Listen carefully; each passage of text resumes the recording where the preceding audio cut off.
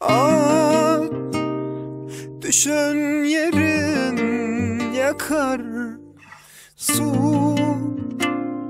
aksa yerden gül çıkar. Sen yakma beni, senden sonra yaşamak beter. Yüzümün yıllarına sen bakma, yüreğim kaygılardan dolu. Gözlerimin aşağı halkalar düştü. Eke gitmedin yar sen benden, aldın bendeki bu canı. Ayrılık soldurdu bizi susuz dünyalı. Gülüm ömrü bırpasıl, menin söyüm bıramır. Ayrılık menzer o da söyümüz kızıl gül. Jardeli.com At düşen yerin yakar, su aksa yerden gül çıkar. Sen yakma beni,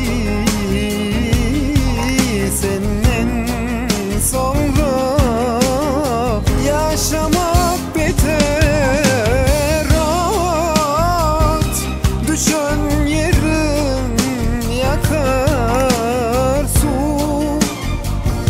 aksa yerden gül çıkar. Sen yakma beni, senden sonra yaşamak beter.